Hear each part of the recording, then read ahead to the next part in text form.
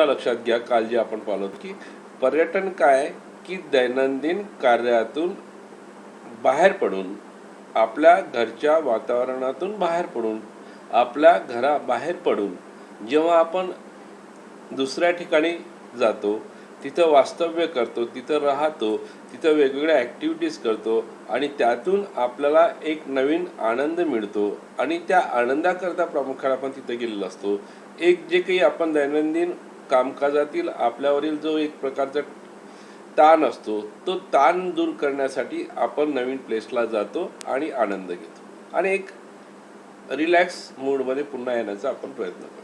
म्हणजे दैनंदिन कार्यातून बाहेर पडून ज्या ठिकाणी आपण जात असेल, ज्या ठिकाणी आपण प्रवास करत असेल, ज्या ठिकाणाला आपण वास्तव्य करत असेल, तिथे वेगवेगळ्या ॲक्टिव्हिटीजच्या माध्यमातून आपण आनंद मिळवण्याचा प्रयत्न करत असेल, आपल्यावरील तणाव दूर करण्याचा प्रयत्न करत असेल, हे सर्व बाबी ज्या आहेत, ह्या सर्व ॲक्टिव्हिटीज ज्या आहेत, ह्या सर्व क्रिया ज्या आहेत, ह्या प्रामुख्याने पर्यटनामध्ये होतात.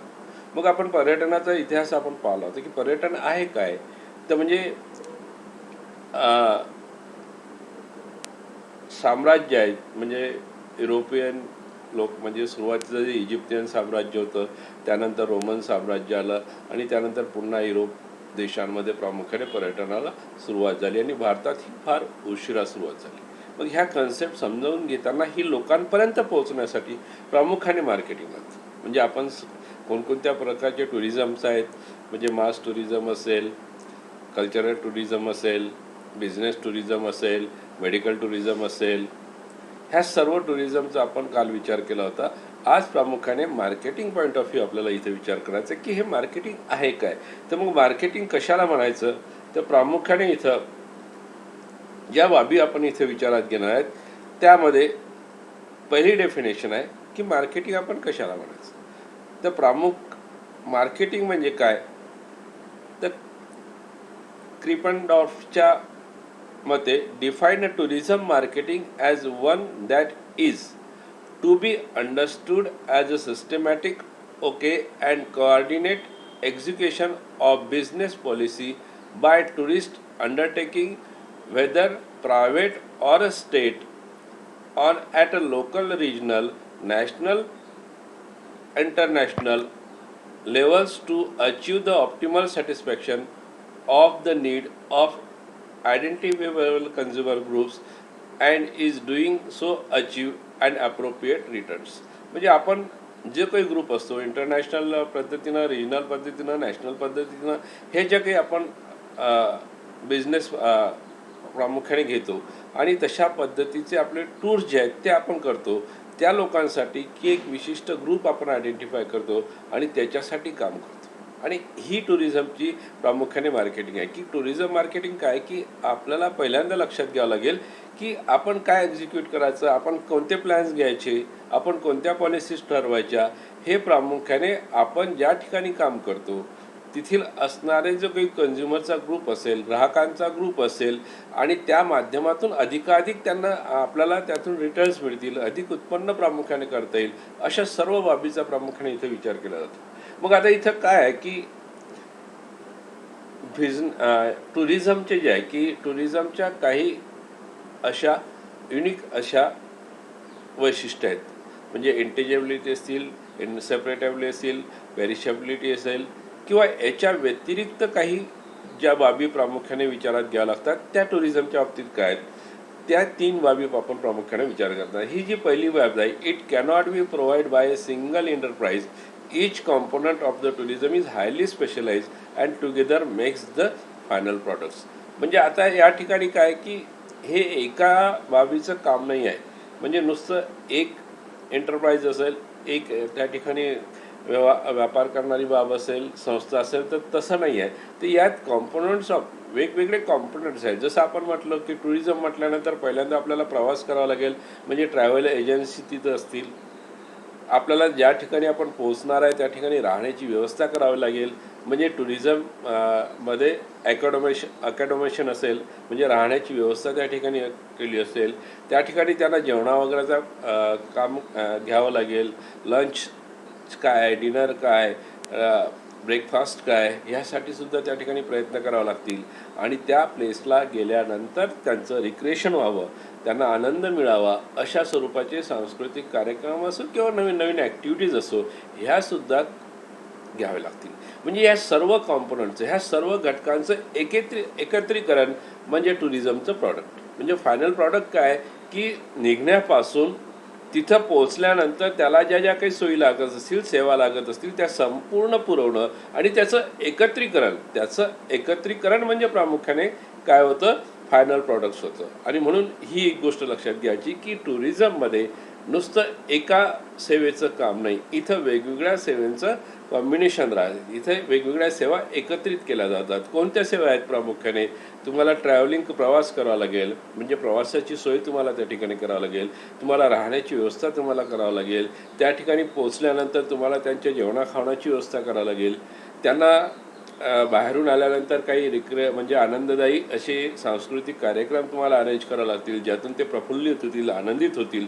आणि हे सर्व करताना ज्या ज्या गोष्टी लागत असतील, म्हणजे प्रत्येक बाब जी त्या ग्राहकाला लागत असेल ती पुरवल्या जाते. आणि या सर्वांचं एकत्रीकरण म्हणजे प्रामुख्याने फायनल जे आहे, शेवट जो आहे, म्हणजे एकत्रीकरण काय, तर हे टुरिझम आहे, हे पर्यटन आहे.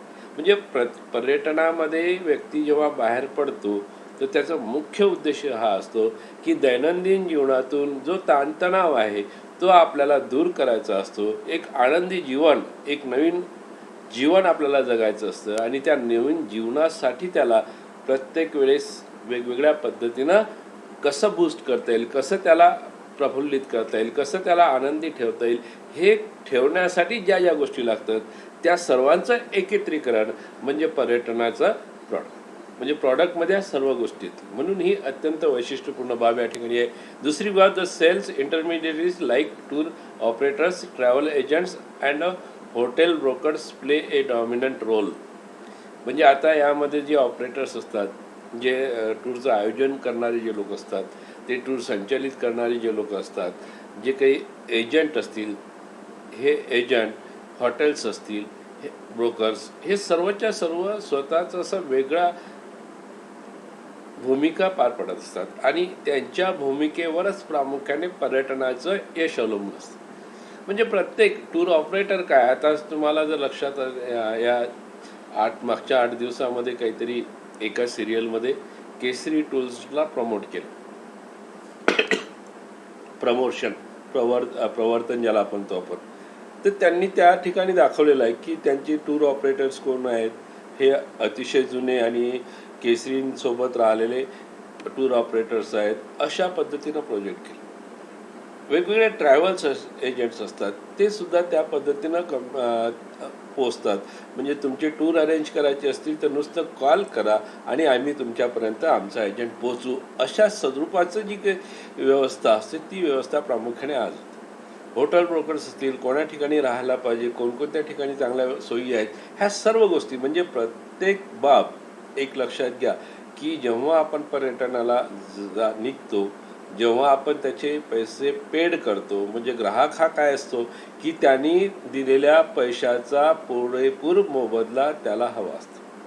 मग त्याला थोडंसं जरी कमी जास्त झालं, एखाद्या हॉटेल ब्रोकरनं व्यवस्थित हॉटेल जर त्या ठिकाणी केलं नसेल आणि ते असुविधा जर त्याला प्राप्त झाली, तर त्यामुळे तिथं पर्यटनाचा, त्या समाधानाचा प्रामुख्याने पूर्ण होणार नाही. आणि मग अशा ठिकाणी आपला ग्राहक नाराज होतो. आणि म्हणून टूर ऑपरेटर्स असो, एजंट असो किंवा ब्रोकर्स असतो, जो जो व्यक्ती यामध्ये इन्व्हॉल्व आहे, म्हणजे या व्यतिरिक्त काही मध्यस्थ त्यामध्ये असतात, ते जेवढे काही इन्व्हॉल्व असतील, या प्रत्येकाचा असं स्वतंत्र असा रोल, स्वतंत्र अशी भूमिका असतं आणि ती त्यांना पार पाडावी लागते.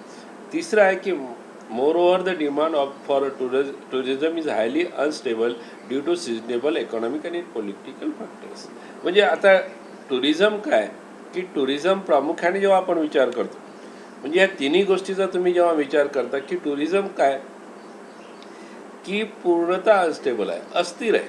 म्हणजे विशिष्ट बाबींच्या वेळेसच टूर हे वेळेतच प्रामुख्याने पर्यटनाचे ला आपण जाऊ शकतो. जसं आता म्हटलं की आता हिमाचल प्रदेशला टूर करायचं आहे, म्हणजे आपण अपेक्षा असते ग्राहकांची की बर्फ ज्यावेळेस पडायला सुरुवात होतं त्यावेळेस प्रामुख्याने अधिकाधिक पर्यटन त्या ठिकाणी जायला उत्सुक असतात.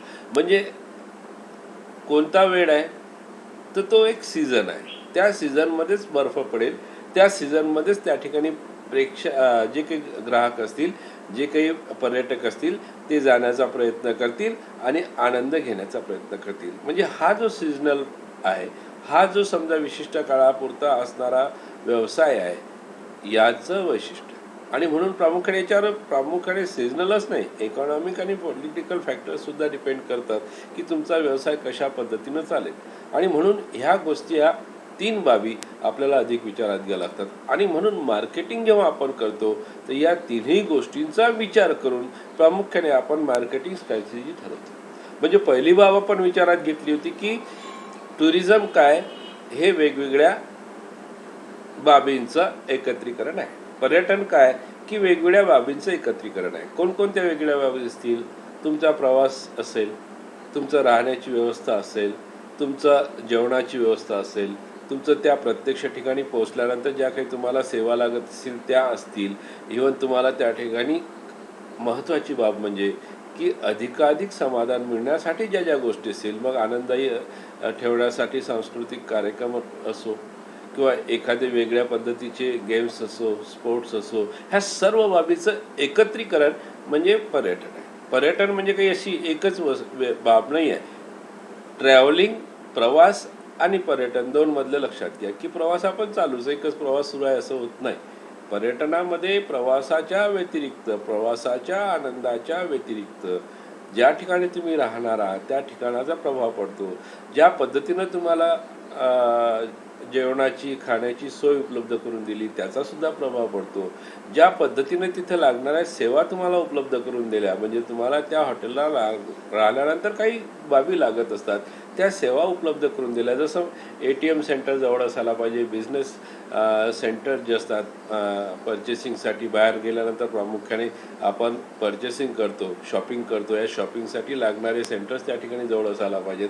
अशा अपेक्षा ग्राहकांच्या असतात. आणि ह्या पूर्ण करण्याचा प्रयत्न प्रामुख्याने वेगवेगळ्या प्रॉडक्टच्या माध्यमातून, वेगवेगळ्या कॉम्पोनंटच्या माध्यमातून, घटकांच्या माध्यमातून आपण करतो. आणि त्या एकत्रित सर्व घटकांना पर्यटन असं म्हटलं जातं. आणि म्हणून पर्यटन ही व्हास्ट कन्सेप्ट आहे, फार मोठी व्यापक अशी संकल्पना आहे. दुसरी बाब आपण विचार घेतली होती की जे मध्यस्थ असतात, मग तो टूर ऑपरेटर असो, ट्रॅव्हल एजंट असो किंवा हॉटेल ब्रोकर्स असो, यांची सुद्धा महत्त्वाची भूमिका यामध्ये असते. आणि म्हणून आपण जेव्हा टुरिझम इंडस्ट्री रन करत असू, चालवत असू, तर आपल्याला ह्या गोष्टींमध्ये अधिक लक्ष द्यावं लागतं. म्हणजे मला कोणत्या प्रकारचं टूर ऑपरेटर लागेल, मग त्याला त्या पद्धतीचं ट्रेनिंग देणं, तो ती टूर संचालित करत असताना कशा पद्धतीनं ग्राहकांसोबत वागणं, ही प्रमुख भूमिका त्याला निभावावं लागतं आणि ती अत्यंत व्यवस्थित असणं गरजेचं असतं. दुसरं आहे की समजा ज्या ठिकाणी तुम्हाला एजंट्स लागतात, आता काही ठिकाणी तुम्हाला ट्रॅव्हल एजंट लागतात. इथून जर तुम्ही रेल्वेनं पोहोचले असाल, म्हणजे हिमाचल प्रदेशपर्यंत रेल्वेनं प्रवास केला, पण तिथं गेल्यानंतर जो काही वेगवेगळे स्थळ आहेत त्याला व्हिजिट करायची असेल तर तुम्हाला पुन्हा टॅक्सीज लागतील, बाकी गोष्टी लागतील. तर हे सुद्धा एजंट व्यवस्थित असायला पाहिजे. इतक्या सुंदर पद्धतीनं लोक या व्यवसायामध्ये काम करतात, म्हणजे अनुभव असे आहेत की इतक्या चांगल्या पद्धतीनं लोक करतात. म्हणजे तुम्ही जर एखादा टूर प्लॅन बुक केला असेल, तुम्ही इथून जेव्हा पोहोचता तुमच्या डेस्टिनेशनला तर तिथं टॅक्सी हजर असते. म्हणजे तुम्ही जी बुक केलेली टॅक्सी असेल ट्रॅव्हल एजंटच्या माध्यमातून, ती त्या वेळेला तुम्हाला घ्यायला हजर असतं. आणि हे हजर असणं, ही व्यवस्था असणं म्हणजे आपल्याला आनंद येतो. म्हणजे तुम्हाला मला काय लागतं कस्टमर म्हणून की आपल्याला पाहिजे असणारी गोष्ट वेळेवर मिळणं हे सर्वात मोठा आनंद देतं. आणि ती अधिक व्यवस्थित असणं त्याहून आनंद. म्हणजे तुम्ही जेव्हा त्या टॅक्सीज पाहता, त्या बसेस पाहता, त्या लोकांचं वागणं पाहता, तर इतक्या पोलाइटली ते लोक वागतात, इतक्या चांगल्या पद्धतीनं ते लोक तुम्हाला ट्रीट करतात की त्या पद्धतीनं अधिकाधिक आनंद तुमच्या पदरात पाडण्याचा ते काम करतात. म्हणजे हे सर्व लोक जे डॉमिनंट रोल, म्हणजे एक विशिष्ट भूमिका त्यांना पार पाडावी लागते. आणि तिसरं महत्त्वाचं आहे की हा जो व्यवसाय हा स्थिर नाही आहे, अस्थिर आहे. कारण हा सिजनेबल आहे, विशिष्ट काळापुरता तो राहतो. म्हणजे आता कोणते टूर्स कधी अरेंज करतात, समजा दिवाळीच्या सुट्ट्या लागल्यानंतर, उन्हाळ्याच्या सुट्ट्या लागल्यानंतर प्रामुख्याने टुरिझमला सुरुवात होते. काही बिझनेस टूर्स असतात, हे विशिष्ट कालावधीमध्ये आपण अरेंज करतो. पण काही जे टूर असतात, जसं आता एखाद्या ठिकाणी निसर्गच पाहायचा असेल तर प्रामुख्याने आपल्याला हिमाचल प्रदेशमध्ये जायचं असेल तर मे नंतर जातात. आपल्याकडे जर म्हटलं की मला चिखलदऱ्याला जायचं आहे, तर चिखलदरा पाहण्याची मजा सप्टेंबरशिवाय नाही, किंवा पावसाळ्यातच पाहण्याची मजा आहे. महाबळेश्वर पाहण्याची आहे, किल्ले पाहण्याची आहे, हिरवळ पाहायची आहे. तर मग या विशिष्ट कालावधीतच आपण त्या ठिकाणी गेलो तर अधिक आनंद मिळतो. थंड हवेच्या ठिकाणी जर तुम्ही जातो म्हटलं तर राहण्याची व्यवस्था असेल तर त्या ठिकाणी तुम्हाला उन्हाळ्यातच जाणं अधिक आवडेल, की तिथं अतिशय प्लेझंट असं वातावरण राहतं. पचमढी मध्य प्रदेशामध्ये आहे. पचमढीचं नैसर्गिक सौंदर्य जर तुम्हाला पाहायचं असेल, म्हणजे दोन बाबी आहेत. उन्हाळ्यामध्ये थंड हवेच्या ठिकाणी जायचं की नैसर्गिक सौंदर्य पाहण्यासाठी जायचं. उन्हाळ्यामध्ये थंड हवेच्या ठिकाणी जायचं असेल तर प्रामुख्याने तो काळ उन्हाळा राहील, एप्रिलच्या नंतर राहील.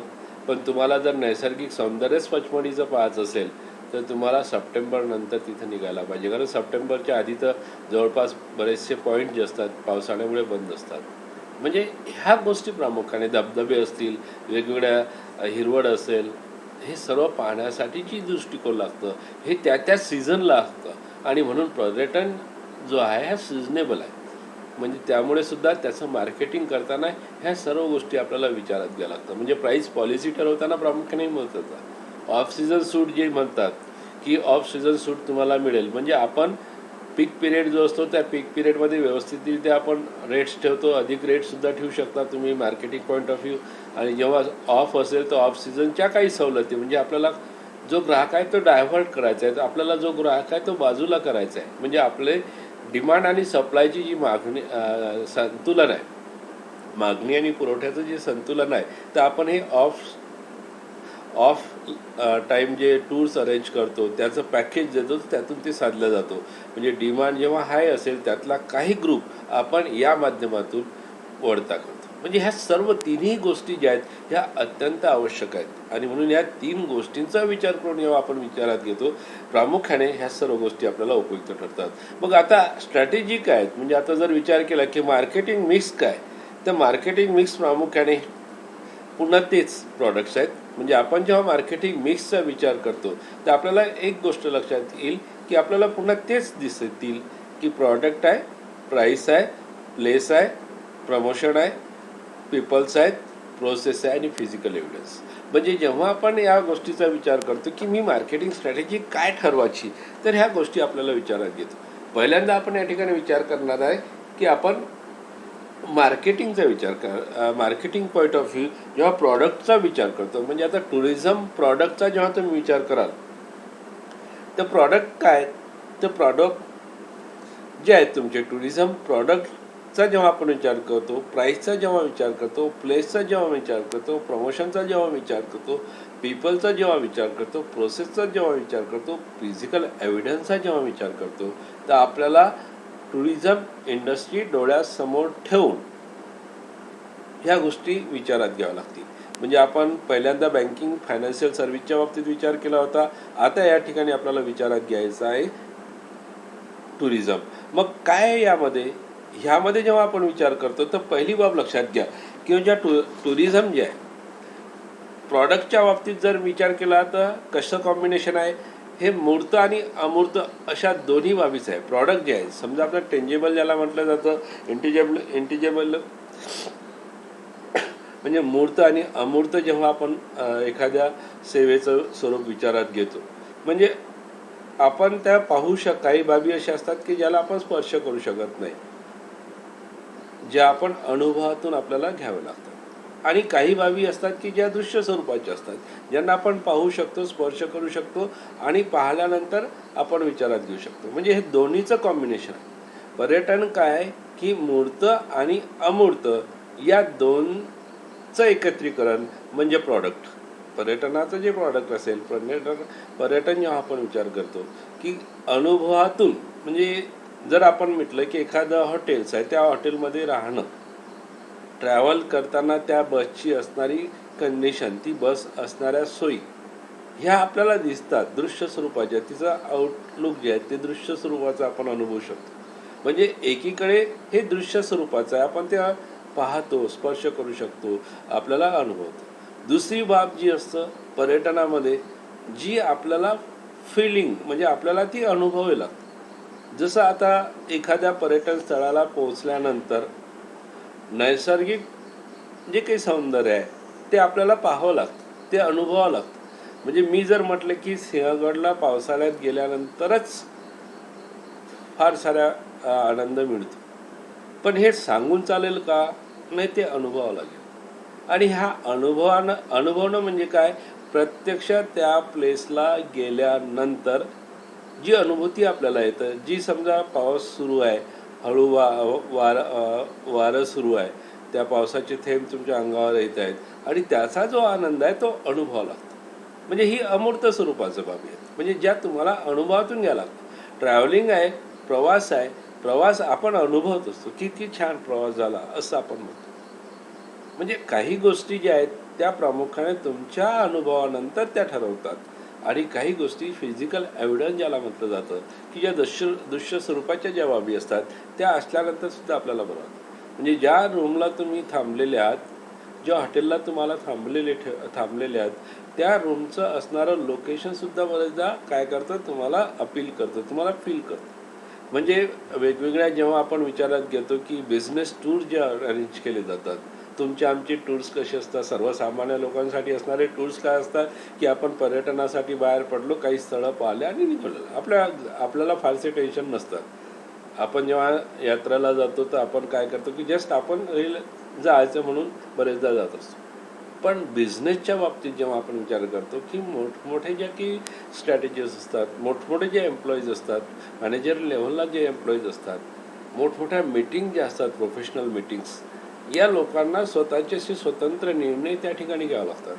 आणि निर्णय कधीच चांगल्या पद्धतीने घेतल्या जातील जेव्हा ते शांत असतील, डोक्याने शांत असतील, एक आनंददायी त्यांच्यामध्ये वातावरण असेल. मग काय राहतं की अशा ठिकाणी जेव्हा आपल्याला पर्यटनाचा विचार केला जातो, प्रोफेशनल पॉईंट ऑफ व्ह्यू विचारात केला जातो, तर त्या हॉटेलचं लोकेशन अशा पद्धतीनं असतं की तो व्यक्ती मीटिंगमधून त्याच्या रूममध्ये आल्यानंतर जेव्हा तो रूममध्ये येईल तर त्याच्या गॅलरीज, त्याच्या विंडोज ओपन आणि बाहेरचं इतकं सुंदर दृश्य त्याला दिसेल की ज्यामध्ये तो आनंद होईल. म्हणजे एक रिलॅक्स वातावरण निर्माण करण्यासाठी अशा पद्धतीच्या स्ट्रॅटेजीज अवलंबल्या जातात.